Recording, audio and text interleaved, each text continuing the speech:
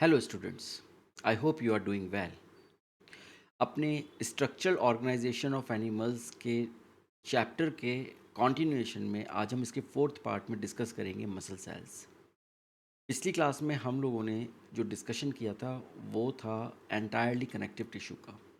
अब हम धीरे धीरे इसको आगे बढ़ा रहे हैं और आज की क्लास में हम उन सेल्स के बारे में या उन टिश्यूज़ के बारे में हम बात करेंगे जो हमारे मूवमेंट के लिए इम्पॉर्टेंट है, यानी मसल्स।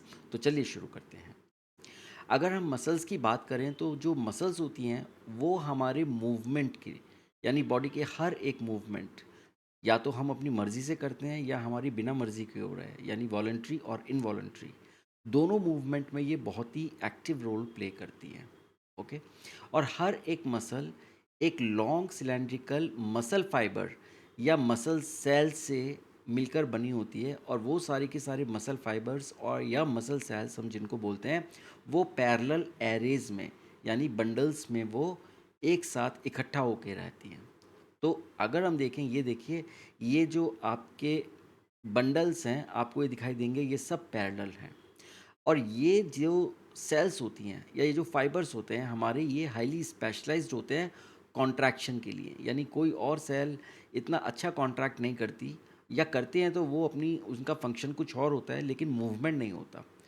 और यहाँ पर क्या है, बॉडी के पार्ट्स का मूवमेंट करने का जो काम है वो मसल सेल्स करती हैं। अगर कहीं पर कोई सेल कॉन्ट्रैक्ट करती है तो वो अपने खुद के मूवमेंट के लिए करेगी कॉन्ट्रैक्ट, राइट। या वो अपने अपने आप को कहीं पर अगर उसको निकलना है, जाना है, या वो एक टिश्यू से दूसरे टिश्यू में माइग्रेट करना है, तब वहाँ पर उसका कॉन्ट्रैक्शन होगा।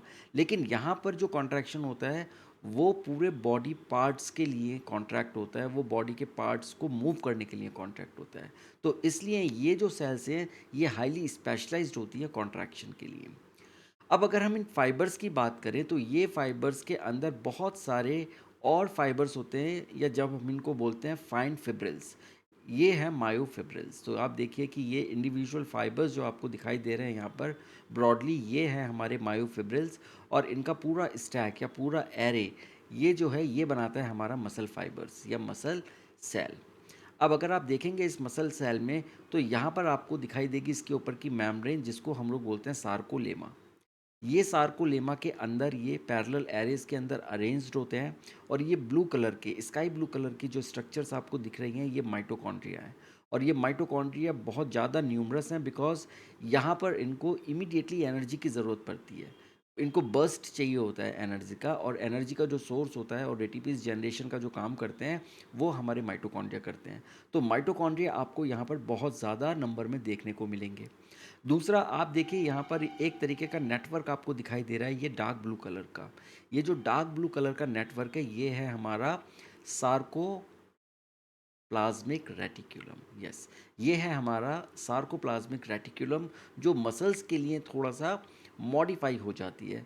और जब ये मॉडिफाई हो जाती है तो ये एंडोप्लाज्मिक रेटिक्यूलम हम इसको नहीं बोलते, मसल्स के अंदर हम इसको सार्कोप्लाज्मिक रेटिक्यूलम बोलते हैं। तो इस तरीके से ये एक मसल सेल है, और ये मसल सेल का स्ट्रक्चर है और ऑर्गेनाइजेशन है। अब जितनी भी ये सेल्स होती हैं ये सारी इलोंगेटेड होती हैं, और इनके अंदर एक्टिन और मायोसिन दो प्रोटीन्स मिलते हैं। उन्हीं प्रोटीन से ये फाइबर्स बनते हैं, और उनके इंटरेक्शन से ही ये जो मसल्स होती हैं वो कॉन्ट्रैक्ट और एक्सटेंड होती हैं। तो इसकी जो पूरी फिजियोलॉजी है वो हम लोग जब स्केलेटल सिस्टम पढ़ेंगे तब हम उसकी फिजियोलॉजी देखेंगे कि किस तरीके से मसल का कॉन्ट्रैक्शन होता है। यहाँ पर हम सिर्फ कंसर्न हैं मसल टिश्यू का कि उनका स्ट्रक्चर क्या होता है और क्या उनके फंक्शंस होते हैं। ओके। तो अब अगर हम मसल्स की बात करें, हमारे पास तीन तरीके की मसल्स होती हैं हमारी बॉडी में।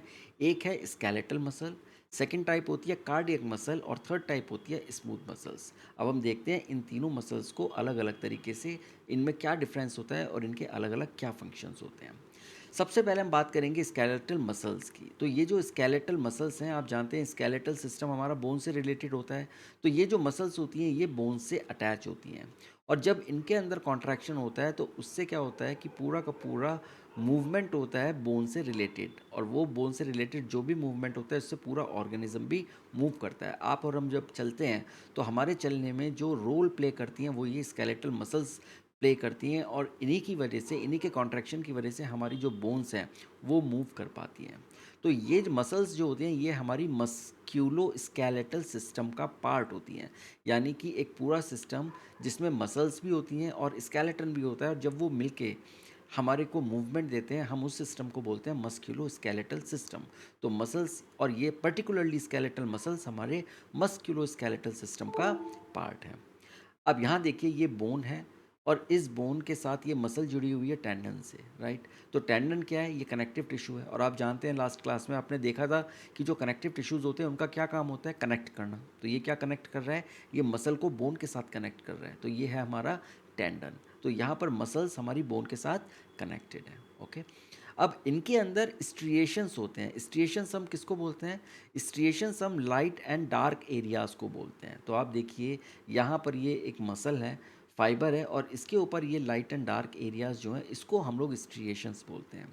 और ये स्ट्रिएशंस स्केलेटल मसल्स का कैरेक्टरिस्टिक होते हैं। ये होते क्यों हैं? ये इस वजह से होते हैं क्योंकि इनके अंदर जो एक्टिन और मायोसिन है वो इस तरह से अरेंज होते हैं फाइबर्स कि वो ये अपीयरेंस देते हैं, ये स्ट्रिएशन का अपीयरेंस देते हैं, और इन्हीं एक्टिन और मायोसिन के मूवमेंट की वजह से पूरी की पूरी मसल कॉन्ट्रैक्ट करती है, मूव करती है, राइट। तो जैसे मैंने आपको बोला कि हम इसको फिजियोलॉजी में डिस्कस करेंगे, लेकिन यहाँ पर इंपॉर्टेंट पार्ट ये कि स्ट्रिएशंस की रिस्पॉन्सिबिलिटी बनाने की किसकी है? वो एक्टिन और मायोसिन के ऑर्गेनाइजेशन की है, जिसकी वजह से ये स्ट्रिएशंस यहाँ पर क्रिएट होते हैं। इसके अलावा जो मसल फाइबर्स होते हैं ये पैरेलल फैशन में बंडल्ड होते हैं, आपस में ये जुड़े हुए होते हैं और एक दूसरे के साथ ये पैरेलल होते हैं, और साथ में इनके ऊपर एक टफ कनेक्टिव टिश्यू की एक शीट होती है या एक कवर होता है, और उससे क्या है कि ये सेवरल बंडल्स जो होते हैं वो मसल फाइबर्स के उसके अंदर होते हैं। अब ये कौन कौन सी शीट्स होती हैं वो हम लोग देखते हैं। ये देखिए, सबसे पहले होती है एपीमाइशियम। तो यहाँ पर आप देखिए ये है हमारी एपीमाइशियम, सबसे ऊपर की ये शीथ है या कवर है। ये आउटर मोस्ट लेयर होती है और ये पूरी की पूरी मसल को सराउंड करती है। तो ये पूरी मसल है, उस मसल के सबसे ऊपर की जो शीथ है या कवरिंग है उसको हम लोग एपीमाइशियम बोलते हैं। उसके बाद आती है पेरीमाइशियम।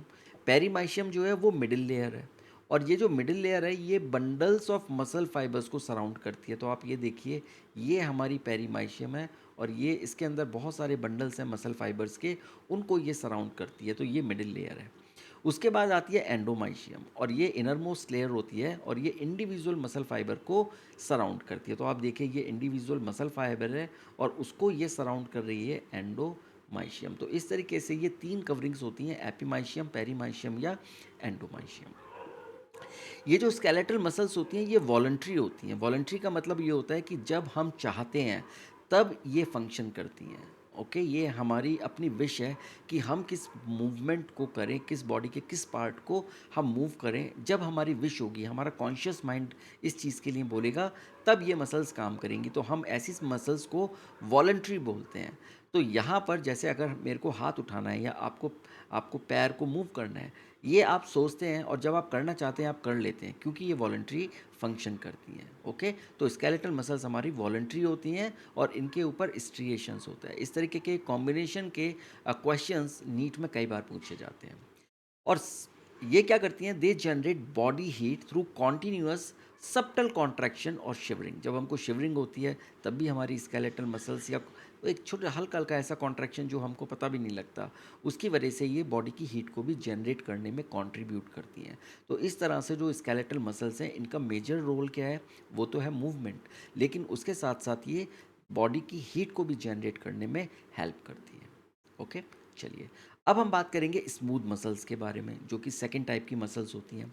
अब स्मूथ मसल्स के जो फाइबर्स होते हैं वो दोनों साइड्स या दोनों एंड्स जो होते हैं वो टेपर होते हैं। टेपर का मतलब है वो पॉइंटेड होते हैं। आप देखिए यहाँ पर आपको ये पॉइंटेड फाइबर्स दिखाई देंगे दोनों एंड्स में, और इस तरह की जब स्ट्रक्चर होती है तो हम उसको बोलते हैं फ्यूजीफॉर्म। सो उनके जो फाइबर्स होते हैं वो फ्यूजीफॉर्म शेप के होते हैं। इनके अंदर कोई स्ट्रिएशंस नहीं होते, जैसे वहाँ एक्टिन और मायोसिन की वजह से स्ट्रिएशंस थे, ये आप देखिए इसमें कोई स्ट्रिएशंस आपको नज़र नहीं आएंगे। और इनके जो सेल जंक्शंस होते हैं वो इन सारे फाइबर्स को आपस में जोड़ के रखते हैं। तो आप यहाँ देखिए, ये जो दो मसल फाइबर्स हैं, ये जो मसल फाइबर्स हैं, जब ये आपस में जुड़े हुए हैं, इनके बीच में यहाँ पर सेल जंक्शंस हैं, और ये सेल जंक्शंस की वजह से ये सारे के सारे मसल फाइबर्स आपस में जुड़े हुए हैं। और ये पूरे के पूरे फाइबर्स जब बंडल में आएंगे, आपस में बंडल्स बनाएंगे, तो ये एक कवर आएगा इनके ऊपर, जिसको हम लोग बोलते हैं कनेक्टिव टिश्यू शीथ। जैसे आपने पिछली स्केलेटल मसल में देखा था, इसी तरीके से इनके ऊपर भी एक कनेक्टिव टिश्यू की शीथ होती है। और सबसे बड़ी बात क्या है कि जो स्केलेटल मसल्स होती हैं वो हमारी वॉलंटरी होती हैं, हम अपने कॉन्शियस माइंड से अपने विश के अकॉर्डिंग मूव कर सकते हैं, लेकिन ये इनवॉलंटरी होती हैं। इसका मतलब ये है कि ये ऑटोमेटिकली काम करती हैं, हमारे सोचने से या ना सोचने से इनके मूवमेंट पे कोई फ़र्क नहीं पड़ता। इनका एक कंट्रोल सेंटर होता है, और वो कंट्रोल सेंटर इनको हेल्प करता है मूव करने के लिए। तो वो हम लोग डिटेल में देखेंगे फिजियोलॉजी में। मगर यहाँ पर आपको याद रखने वाली बात यह है कि हमारी स्मूथ मसल्स, इनके अंदर ना तो स्ट्रिएशंस होते हैं, और साथ में ये इनवॉलंटरी भी होती हैं। इनके अपने आप ऑटोमेटिकली ये फंक्शन करती हैं, हम इनको अपने विश के अकॉर्डिंग मूव नहीं कर सकते। अब इनके कुछ एग्जाम्पल्स हैं, जैसे कि हमारा जो जीआई ट्रैक्ट होता है, जिसको हम लोग गैस्ट्रो इंटेस्टिनल ट्रैक्ट बोलते हैं, उसमें जो कॉन्ट्रैक्शंस होते हैं, जब हम खाना खाते हैं तो खाना कॉन्ट्रैक्शंस के थ्रू हमारे एक पार्ट से दूसरे पार्ट में मूव करता है, और इस मूवमेंट को हम लोग बोलते हैं पेरिस्टालसिस। वो पेरिस्टालसिस का जो मूवमेंट होता है वो हमारी ये स्मूथ मसल्स करती हैं। तो ये पुश करती हैं सब्सटेंसेस को हमारे ऑर्गन्स के अंदर, जैसे कि जीआई ट्रैक्ट में ये पुश करेंगी फूड को, ब्लड वेसल्स में ये पुश करने की कोशिश करेंगी ब्लड को। हालांकि उसमें क्या है कि वहाँ पर हार्ट का पंप का फंक्शन मेन होता है, लेकिन स्मूथ मसल्स उसमें हेल्प करती हैं। उसके अलावा यूरेथ्रा हो गया, एयरवे हो गया, हमारी आंखों की आइरिस हो गई, वहाँ पर ये सारी आपको स्मूथ मसल्स मिल जाएंगी। और इनके अंदर एक जो एबिलिटी होती है वो ये होती है कि ये थोड़ा सा स्लो और सस्टेन्ड कॉन्ट्रैक्शंस कर पाती हैं, जिसकी वजह से ये फैटिक को रेजिस्ट करती हैं। यानी इनको इतनी थकान नहीं होती जितनी हमको स्केलेटल मसल्स में देखने को मिलेगी। तो स्केलेटल मसल्स में क्या होता है, immediately we need a burst of energy, और उसके लिए अगर हमारे पास एटीपीज़ नहीं है तो इमीडिएटली वो सेल्स सीधे एनारोबिक रेस्पिरेशन की तरफ मूव कर जाएंगी, और वहाँ से वो ग्लाइकोलिसिस के थ्रू एन को रीजनरेट करके एटीपीज़ को बनाएंगी। लेकिन साथ में लैक्टिक एसिड भी बनेगा, और अगर वो लैक्टिक एसिड एक्यूमुलेट हो जाता है और वो उसका क्लियरेंस नहीं हो पाता इतनी जल्दी, और तो उसकी वजह से क्या होता है, उस एक्यूमुलेशन की वजह से स्केलेटल मसल्स के अंदर हमें फैटीग लगता है, हमको लगता है हम बहुत थक गए हैं। लेकिन यहाँ पर ये स्मूथ मसल्स होती हैं, इनके अंदर वो एबिलिटी होती है कि ये स्लो और सस्टेन्ड कॉन्ट्रैक्शंस को बनाए रखती हैं, जिसकी वजह से ये फैटिग को बहुत हद तक रेजिस्ट कर पाती है। तो ये स्केलेटल और स्मूथ मसल्स के बहुत बड़े डिफरेंसेस हैं। अब आप देखिए यहाँ पर, ये आपकी स्मॉल इंटेस्टाइन है, इस स्मॉल इंटेस्टाइन का एक छोटा सा पार्ट हमने जूम किया है। तो यहाँ पर आपको देखेंगे 3 लेयर्स हैं। एक ये म्यूकोसा है जो सबसे अंदर की लेयर है, उसके बाहर वाली जो लेयर है जिसको मिडिल लेयर बोलते हैं, ये है आपकी circular layer of smooth muscles. तो यहाँ पर आप देखेंगे ये लॉन्गिट्यूडनल व्यू है, और यहाँ पर ये मसल्स का सर्कुलर लेयर है, राइट, ये सर्कल में रहती है मसल्स। इसके ऊपर एक और लेयर होती है, वो है आपकी longitudinal layer of smooth muscles. और यहाँ पर आप देखेंगे कि जो स्मूथ मसल्स हैं इनका क्रॉस सेक्शन दिखाया गया है, तो ये लॉन्गिट्यूडनल लेयर है। तो इस तरीके से ये पूरे के पूरी इंटेस्टाइन को बनाने में हेल्प करती हैं, और इन्हीं के मूवमेंट की वजह से हमारा फूड जो है वो पुश होता है और वो आगे की तरफ जाता रहता है। तो ये सारी की सारी जो मसल्स हैं, इनका सबसे बड़ा रोल हमारे ऐसे मूवमेंट्स में होता है जिसमें हमारे कॉन्शियस थिंकिंग की या विश की ज़रूरत नहीं होती। जब हम खाना खाते हैं, एक बार हमने खाना खाया, हमारा खाना खाने का हमारी विषय हम उसको स्वैलो करें, और एक बार हमने फूड को स्वैलो कर लिया, उसके बाद हमारा रोल ख़त्म। फिर ये स्मूथ मसल्स धीरे धीरे उसको मूव करती हैं आगे, जब तक कि ये बिल्कुल बाहर नहीं निकल जाता। ओके, ये हमारी स्मूथ मसल्स हैं। अब हम बात करेंगे तीसरी मसल की, वो है cardiac muscle. Okay, cardiac muscles जो होते हैं वो एक्सक्लूसिवली हार्ट के अंदर होती हैं, और हार्ट के अंदर भी ये मायोकार्डियम में होती हैं। तो मायोकार्डियम जो है वो बेसिकली जो मिडिल पार्ट होता है, जो लेयर्स होती हैं हार्ट की, उसमें मायोकार्डियम होता है। मायो का मतलब मसल्स, ये उससे मिलके बना होता है पर्टिकुलर जो लेयर है, और ये कॉन्ट्रैक्टाइल टिश्यू होता है। यानी इसका एक बार ये जब हमारे फीटस के अंदर बनता है, तब से लेके और जब तक आदमी की डेथ नहीं होती, तब तक ये बिना थके काम करती रहती है। तो ये जो मसल्स होती हैं ये कॉन्ट्रैक्टाइल टिश्यू होते हैं और ये सिर्फ और सिर्फ एक्सक्लूसिवली ये हार्ट के अंदर मिलते हैं, इसीलिए इनको हम बोलते हैं कार्डियक मसल्स। अब आप देखिए ये हार्ट है और ये आपकी कार्डियक मसल सेल्स हैं और ये मसल सेल्स आपको हार्ट के अंदर देखने को मिलेंगी। इसके अंदर स्ट्रिएशंस होते हैं और ये इनवॉलेंट्री होती हैं। तो सबसे बड़ी बात क्या है, आप देखिए यहाँ पर ये स्ट्रिएशंस आपको मिलेंगे, साथ में ये इनवॉलेंट्री हैं। हमारी स्केलेटल मसल्स थी वो स्ट्रिएशंस थी लेकिन वॉलेंट्री थी। हमारी स्मूथ मसल सेल्स में स्ट्रिएशंस एब्सेंट थे और वो इनवॉलेंट्री थी। लेकिन जो कार्डियक मसल्स होती हैं वो हमारी इनवॉलेंट्री होती हैं लेकिन उनमें स्ट्रिएशंस होते हैं। तो ये तीनों के बहुत बड़े डिफरेंसेस हैं। उसके अलावा इसमें जो सेल जंक्शंस होते हैं वो प्लाज्मा मेम्ब्रेन के साथ फ्यूज़ कर जाते हैं और वो एक साथ एज ए सारे फाइबर्स को आपस में जोड़ देते हैं। तो आप देखिए कितने अच्छे से इन्होंने जंक्शंस को बराबर की सेल्स के साथ इन्होंने जोड़ रखा है। ये जो आपको ब्लैक कलर के देखेंगे, इन्होंने इस तरीके से इन जंक्शंस को जोड़ के एक पूरी की पूरी यूनिट बना दी और इस यूनिट का फ़ायदा हमको कॉन्ट्रैक्शन में मिलता है।